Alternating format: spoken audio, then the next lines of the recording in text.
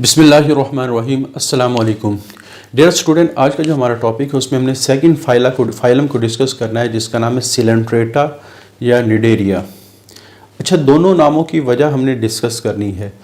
तो सबसे पहले फाइलम निडेरिया को निडेरिया क्यों कहा जाता है, पहले इसको थोड़ा सा डिस्कस करें। सिलेंट्रेटा को हम बाद में डिस्कस करेंगे। सबसे पहले जो नेम निडेरियन है ये इस ग्रुप को इस वजह से कहा जाता है क्योंकि इनके ऊपर कुछ खास किस्म के सेल होते हैं जिसको हम कहते हैं निडोसाइट्स। ये कुछ खास किस्म के सेल्स होते हैं। अच्छा, इन निडोसाइट्स के अंदर कुछ निमेटोसिस्ट वाले स्ट्रक्चर डेवलप होती है, यानी ये स्ट्रक्चर का नाम है निमेटोसिस्ट। और निमेटोसिस्ट स्ट्रक्चर ने क्या करना है, जैसे माइटोकॉन्ड्रिया ने एरोबिक रेस्पिरेशन करनी होती है, क्लोरोप्लास्ट ने फोटोसिंथेसिस करनी होती है, इसी तरह निडोसाइट के अंदर जो निमेटोसिस्ट डेवलप होते हैं, ये वाले जो स्ट्रक्चर हैं, इनका काम है कि इन्होंने स्टिंगिंग करनी है। ये सेल को स्टिंगिंग डंग मारने वाली प्रॉपर्टी देते हैं। यानी आप ये समझ लें कि निडेरियन क्यों कहा गया, इनमें कुछ खास किस्म के सेल डेवलप हुए निडोसाइट्स, उन निडोसाइट्स के ऊपर कुछ खास किस्म के स्ट्रक्चर लगे जिनको निमेटोसिस्ट कहा जाता है। और ये जो निमेटोसिस्ट हैं ये फंक्शन क्या परफॉर्म करते हैं, स्टिंगिंग का, डंग मारने का। यानी आप ये समझ लें कि इन सेल के स्ट्रक्चर के ज़रिए से ये एनिमल डंग मारते हैं, किसी भी एनिमल को मारने के लिए इनको इस्तेमाल। और ये it is the characteristic of this group कि ये जो हमारे पास निडोसाइट और निमेटोसिस्ट का बनना, तो ये इस ग्रुप की कैरेक्टरिस्टिक है। चूंकि इनके अंदर निडोसाइट डेवलप होते हैं खास किस्म के सेल, इस वजह से इनको निडेरियंस कहा जाता है। उसके बाद जो इनकी अगली प्रॉपर्टी है वो डिप्लोब्लास्टिक है। अब शुरू से मैं इस चैप्टर के बारे में कहता आ रहा हूँ कि हमारे पास जो पहले 7-8 लेक्चर हैं या 6 लेक्चर हैं वो बड़े इंपॉर्टेंट हैं। अगर वो किसी को समझ आ गए तो इस चैप्टर के हर फाइलम से 7-8 पॉइंट बड़ी आसानी से समझ में आ जाएंगे। तो जैसे डिप्लोब्लास्टिक के बारे में हमने बड़ी डिटेल से डिस्कस किया है, तकरीबन आधा लेक्चर हमारा डिप्लोब्लास्टिक ऑर्गेनाइजेशन के ऊपर था। तो बहरहाल निडेरिया जिस ग्रुप से बिलोंग करता है उसमें डिप्लोब्लास्टिक ऑर्गेनाइजेशन है। डिप्लो का मतलब दो, ब्लास्टिक का मतलब यहाँ लेयर ऑफ सेल्स। तो these have double layer organisation. तो इनकी जो बॉडी है वो 2 लेयर से डेवलप होती है। कौन कौन सी लेयर, कि जब ये डेवलप हो रहे होते हैं तो इनमें 2 जर्मिनल लेयर, जर्मिनल से मुराद ड्यूरिंग डेवलपमेंट जो लेयर्स बनती हैं उनको जर्मिनल लेयर्स कहा जाता है। और एक जो बाहर वाली बनेगी वो एक्टोडर्म, जो अंदर वाली बनेगी वो एंडोडर्म। और इन दोनों लेयर से पूरी बॉडी डेवलप होती है। यानी अगर बॉडी 2 लेयर्स, पहले जाइगोट बने, जाइगोट के बाद सेल मुख्तलिफ तरह से बनना शुरू हो, वो सेल ऑर्गेनाइज होकर 2 लेयर्स बनाए और फिर इन 2 लेयर से पूरी बॉडी डेवलप हो, तो ये क्या कहलाएगा, डिप्लोब्लास्टिक ऑर्गेनाइजेशन। अच्छा, अब थोड़ी सी बात ध्यान में रखिए, जब ये 2 लेयर्स बनती हैं तो जो एक्टोडर्म है ये आउटर कवरिंग बनाती है और इस कवरिंग के अंदर कुछ सेल जिनको निडोसाइट हमने कहा है वो निमेटोसिस्ट डेवलप करते हैं। निडोसाइट सेल जो स्ट्रक्चर बनाते हैं उनको निमेटोसिस्ट कहा जाता है। तो ये आउटर सरफेस पे ही बनेंगे, आउटर कवरिंग के अंदर बनेंगे। कहाँ बनेंगे इसको हम बाद में डिस्कस करेंगे। तो ये बॉडी के अंदर नहीं होंगे, आउटर सरफेस पे होंगे। अच्छा, एंडोडर्म, इसको स्पेशलाइज बनाया गया डाइजेशन के लिए और इन दोनों के दरमियान एक जेली लाइक मटेरियल होते हैं जिसको मिजोग्लिया कहा जाता है। अच्छा, यहाँ हम एक ऑर्गेनिज्म को ड्रा कर लेते हैं ताकि सारी चीज़ों को समझना क्या हो जाए, आसान हो जाए। जैसे मैं कहता हूँ कि हमारे पास एक इस ग्रुप से बिलोंग करने वाला ऑर्गेनिज्म है, उसको हम कहते हैं हाइड्रा। और इसमें की बॉडी में एक बाहर सेल की लेयर होती है और एक अंदर सेल की लेयर होती है। तो 2 हो गई। तो बाहर वाली के लिए हमने कौन सा वर्ड इस्तेमाल किया, एक्टो, और अंदर वाली के लिए कौन सा वर्ड इस्तेमाल किया, एंडोडर्म। और इनके दरमियान में ये जेली लाइक मिजोग्लिया होता है। तो ये हमारे पास इनका स्ट्रक्चर है। एक्टोडर्म से सरफेस बन गई और एंडोडर्म के अंदर डाइजेशन होगी। ठीक है। अच्छा, इनके बॉडी के अंदर सिर्फ एक ही कैविटी है। इनके अंदर क्या होती है, एक ही कैविटी होती है। यही इनकी डाइजेस्टिव कैविटी है, यही इनकी बॉडी कैविटी है।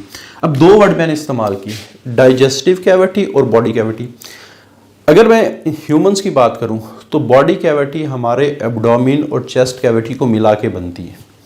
हमारे एब्डोमिनल कैविटी, पेट के अंदर की जो खाली जगह है, और सीने के अंदर की जो खाली जगह है, ये सारी मिला के हमारी बॉडी कैविटी बनती है। लेकिन जब डाइजेस्टिव कैविटी की बात करेंगे तो डाइजेस्टिव कैविटी है एसोफेगस, खुराकी नाली के अंदर, मैदे के अंदर, इंटेस्टाइन के अंदर जो खाली जगह जहाँ से फूड गुजरता है, तो उसको हम डाइजेस्टिव कैविटी कहते हैं। तो बॉडी कैविटी हायर एनिमल में डिफरेंट है। जैसे मैंने बताया ना कि इंसान के अंदर पेट और सीना, इसके अंदर की जो खाली जगह है जिसमें ऑर्गन्स रखे हुए हैं वो बॉडी कैविटी है, और डाइजेस्टिव सिस्टम के अंदर की जो खाली जगह है वो डाइजेस्टिव कैविटी है। लेकिन यहाँ क्या है, यहाँ एक ही कैविटी है, वही इनकी बॉडी कैविटी है, वही इनकी डाइजेस्टिव कैविटी है। तो इस वजह से this is only one cavity, उसको हम गैस्ट्रोवेस्कुलर कैविटी कहा जाता है। उसको हम क्या कहते हैं, गैस्ट्रोवेस्कुलर कैविटी, जो दो काम कर रही है, बॉडी कैविटी का काम भी कर रही है और डाइजेस्टिव कैविटी का काम भी कर रही है। और इसका नाम एंटीरोन भी है। इस कैविटी का नाम क्या है, एंटीरोन, क्योंकि ये जो एंटीरोन है ये आमतौर पे डाइजेस्टिव सिस्टम से रिलेटेड भी होता है। अच्छा, चूंकि एंटीरोन अंदर से खाली है, इस वजह से हम वर्ड इस्तेमाल करते हैं सीलेंटीरोन, क्योंकि सील कैविटी को कहा जाता है। तो ऐसी ये सीलेंटीरोन होती है, क्या सीलेंटीरोन, सील बॉडी कैविटी को कहा जाता है और एंटीरोन हम कहते हैं डाइजेस्टिव सिस्टम को। तो दोनों चूंकि एक ही हैं तो इस वजह से इनका नाम सीलेंट, और इसी वजह से इनको सिलेंट्रेटा कहा गया। इसी वजह से इनको, निडेरिया की वजह मैंने बता दी इनमें निडोसाइट होते हैं, और सिलेंट्रेटा की वजह मैंने बता दी इनमें सिलेंटीरोन होती है, यानी इनकी बॉडी कैविटी और डाइजेस्टिव कैविटी एक ही है। अच्छा, ये जो डाइजेस्टिव कैविटी है ये सिर्फ एक ओपनिंग के जरिए से, सिर्फ एक ओपनिंग के जरिए से, जिसको हम माउथ कहते हैं, ये वाली जो ओपनिंग है, इसके जरिए से बाहर खुलती है, यानी यहीं से मटेरियल दाखिल होता है और यहीं से बाहर निकलता है। तो इट ओपन, यानी ये वाली जो कैविटी है, to outside by only one opening called mouth, इसको माउथ कहा जाता है। और हमारे पास कोई भी ऐसी चीज जिसकी पूरी बॉडी में सिर्फ एक ओपनिंग हो, वो सैक लाइक सिस्टम कहलाती है। वो क्या कहती है, सैक लाइक। तो इनका जो डाइजेस्टिव सिस्टम है सैक लाइक है, क्योंकि यहाँ सिर्फ एक, जैसे कैप है ना, ये भी सैक लाइक है, जो गिलास होते हैं वो भी सैक लाइक, जो कप होते हैं वो भी सैक लाइक, जो बोरी होती है वो भी सैक लाइक। क्यों, सब में एक ही जगह है जहाँ से चीज़ इंटर हो रही है और जहाँ से चीज़ निकल रही है। क्योंकि इसके अपोजिट जो दूसरी टर्म हमने पहले भी इस्तेमाल की है, जब हमने डिप्लोब्लास्टिक और ट्रिप्लोब्लास्टिक पढ़ा था, वो ट्यूबुलर है, जिसकी दो ओपनिंग हो, एक से चीज़ दाखिल होगी जिसको माउथ कहा जाएगा अगर डाइजेस्टिव सिस्टम की बात हो रही है, एक से चीज़ निकलेगी जिसको एनस कहा जाएगा। तो यहाँ एक ही ओपनिंग है। तो ऐसा डाइजेस्टिव सिस्टम जिसकी एक ओपनिंग हो इंजेशन दाखिल होने के लिए, इजेशन बाहर निकालने के लिए, तो वो सैक लाइक डाइजेस्टिव सिस्टम कहलाता है। सिमेट्री, ये भी अगेन डिस्कस हो चुका है, दे शो रेडियल सिमेट्री। तो रेडियल सिमेट्री में क्या होता है कि इनकी जो बॉडी है उसके ऑर्गन इस तरह ऑर्गेनाइज होते हैं कि कोई भी लाइन जो सेंटर से गुजरेगी वो एनिमल को दो बराबर हिस्सों में डिवाइड करेगी। चाहे आप लाइन इस तरह गुजार दें, चाहे आप लाइन इस तरह गुजार दें, चाहे आप लाइन इस तरह गुजार दें, तो हर केसेस में एनिमल दो बराबर हिस्सों में क्या होगा, तकसीम होगा। तो दे हैव रेडियल सिमेट्री, इनमें radial symmetry, there is correspondence in the form, और इनके शक्लो सूरत और अरेंजमेंट ऑफ पार्ट्स में इस तरह मुताबिकत है, कोरस्पॉन्डेंस मुताबिकत है, सो दैट अ प्लेन, कोई भी line passing through central axis, जो सेंट्रल एक्सिस से गुजर रही है, divide the animal into similar half, दो बराबर हिस्सों में तकसीम करेगी। अगेन ये रेडियल सिमेट्री के ऊपर हमारा एक लेक्चर मौजूद है, आई थिंक दूसरा है या तीसरा है, आप जाके इसको पढ़ेंगे, सुनेंगे। अच्छा, हैबिटेट की अगर हम बात करें तो दीज आर इक्वेटिक, पानी में रहने वाले दोनों, फ्रेश वाटर और मैरीन वाटर। इनकी जो बॉडी फॉर्म है, जैसे इंसान की बॉडी है ना, इसकी एक शक्ल है, चेहरा है, उसके ऊपर आंखें हैं, नाक है, इसी तरह कान लगे हुए हैं, इसी तरह जो आप कह सकते हैं बाजू हैं, पूरे बॉडी की ना एक शक्ल है, और ये शक्ल इंसान की पहचान है। लेकिन इनके जो ऑर्गेनिज्म है वो दो बड़ी शक्ल, अब जैसे दुनिया के सारे इंसान, उनकी जो बुनियादी शक्ल है, शक्ल सूरत है, वो एक जैसी, बुनियादी स्ट्रक्चर के वाइज मैं बात कर रहा हूँ, नाक एक होता है, दो कान होते हैं, इसी तरह दो आंखें होती हैं, मुंह में दांत होते हैं, सर पे बाल होते हैं, इसी तरह दो बाजू हैं, उसके आगे हाथ लगे हैं, टांगे। अब ये चीज़ें सिर्फ सारे मेरे अंदर नहीं है, बल्कि सारे दुनिया के इंसानों के अंदर है। तो हम कह सकते हैं कि जितने भी दुनिया के इंसान हैं, उनकी बेसिक जो फॉर्म्स हैं, बेसिक जो फॉर्म है वो एक जैसी। हाँ, ये फ़र्क हो सकता है, किसी का नाक बड़ा हो, किसी का छोटा हो, किसी की आंखें बड़ी हों, छोटी हों, रंगी, किसी की काली हो, किसी की ब्राउन, तो ये डिफरेंस हो सकता है। लेकिन जो बेसिक चीज़ें हैं वो सब इंसानों की एक जैसी। लेकिन इनकी जो बेसिक फॉर्म्स हैं वो दो तरह की हैं, या तो ये पॉलिप होगी या फिर मेडूसी होगी। अब अगर पॉलिप की बात करें तो ये सिलेंड्रिकल फॉर्म है, यानी आप कह सकते हैं एक प्रॉपर हाइट होगी, प्रॉपर उसका डायमीटर होगा, तो इस तरह की शक्ल को हम क्या कहेंगे, सिलेंड्रिकल फॉर्म, यानी जैसे सिलेंडर की शक्ल होती है। अब जैसे ग्लास भी एक सिलेंडर है, इसकी एक प्रॉपर हाइट होती है, प्रॉपर इसका डायमीटर होता है। अच्छा, जब मेडूसी की बात, अब जैसे ये मैंने हाइड्रा ड्रा किया है, ये पॉलीफॉर्म है हाइड्रा की, ये कौन सी फॉर्म है, पॉलीफॉर्म। मेडूसी में आमतौर पे ये अम्ब्रेला शेप होते हैं, ये क्या होते हैं, अम्ब्रेला शेप होते हैं। तो पहले जो ऑर्गेनिज्म पॉलिप की शक्ल में होंगे वो सिलेंड्रिकल फॉर्म शो करेंगे, यानी वो हाइट में लंबे होंगे, और जो आप कह सकते हैं मेडूसी की शक्ल में रहेंगे उनको वो ज़्यादातर अम्ब्रेला शेप होते हैं। अच्छा, जो पॉलिप शक्ल है इसमें ये ज़्यादातर खुराक वगैरह हासिल करते हैं, उसको डाइजेस्ट करते हैं।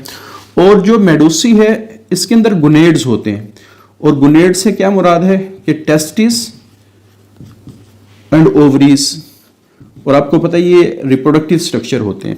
टेस्टिस का काम होता है स्पर्म प्रोड्यूस करना, और ओवरीज का काम होता है एग प्रोड्यूस करना। तो इस वजह से ये जो मेडूसी है ये गुनेड्स रखती है और ये सेक्सुअल रिप्रोडक्शन में इन्वॉल्व होती है।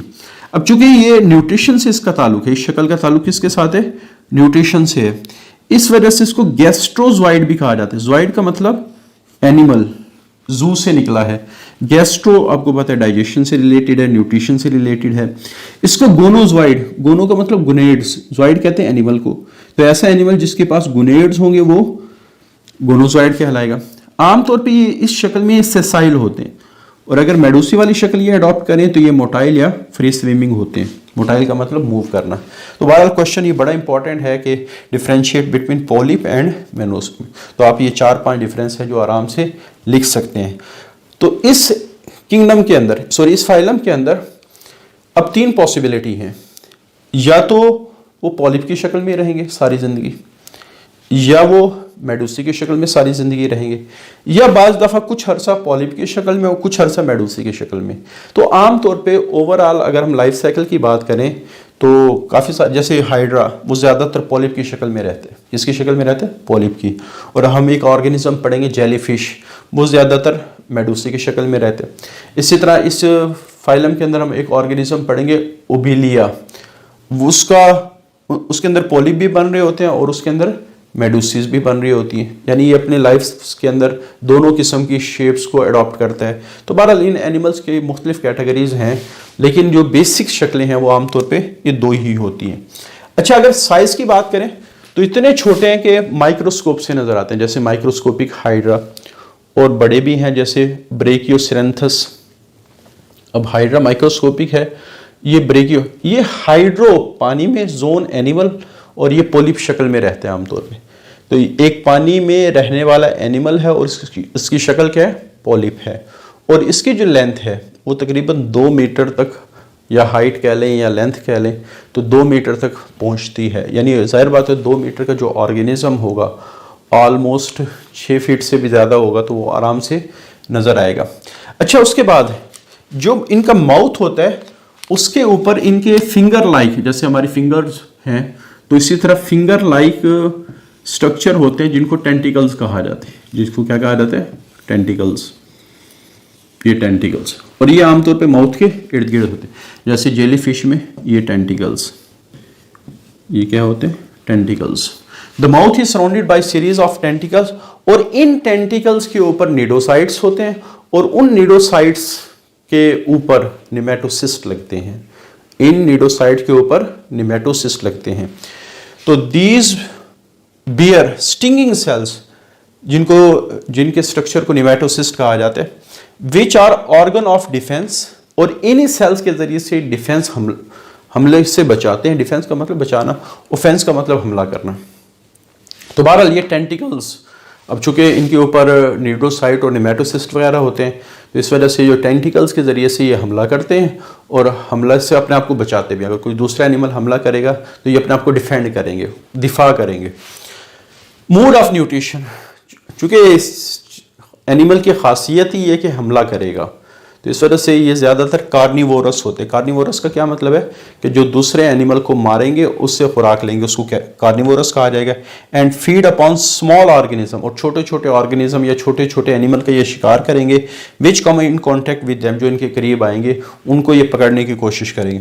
फिर क्या होगा कि अगर कोई एनिमल यहाँ आ गया तो ये अपने टेंटिकल्स के ऊपर जो निडोसाइट और निमेटोसिस्ट है उसके ज़रिए से इसको पैरालाइज करेंगे, टेंटिकल से पकड़ेंगे और माउथ के अंदर इसको ले जाएंगे, और यहाँ इसकी डाइजेशन होगी, और यहीं से फिर जो फूड के पार्टिकल हैं वो सेल के अंदर फैगोसाइटोसिस के ज़रिए से सेल में चले जाएंगे, और जब डाइजेशन मुकम्मल हो जाएगी तो आगे डिफियन के ज़रिए से सेल की अगली लेयर में चले जाएंगे, और जो वेस्ट मटेरियल होगा वो इस कैविटी में वापस आएगा और माउथ से वापस निकल जाएगा, और बाज़ केसेस में दीवार से ही वापस बाहर चला जाता है। तो बहरहाल ये इनका मोड ऑफ न्यूट्रिशन है।